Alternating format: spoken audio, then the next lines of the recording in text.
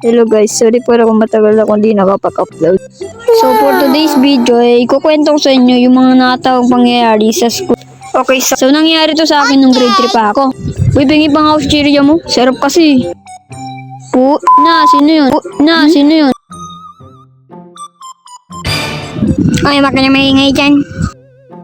Laptop talaga may naglilista pa, patawa naman ito sa kong klase. Sino kaya na magbuhat ng notebook na yun? So yung next naman nangyari kinabukasan. Putik na yan, ewan ko na lang. Putik na yan boy, tawag-tawa ako kahapon eh. Tiga mo na tol, share lang ako. Grabe ganyan, undulas. Lalo na ngayon, basahin tubig. Kaya nga, ano? Wala. Ay putik, kanina pa ako hingi. Ano to? So guys, kung sino man kumakain yan, tigil mo yan. Basta lang. Putik ka ba? Tiyata ka na rin numaitin.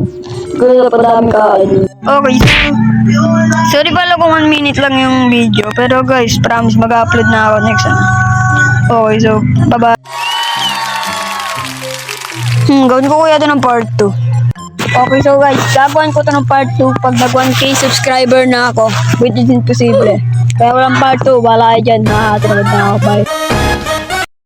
Dahil joke lang, depende kung sisibagin o hindi.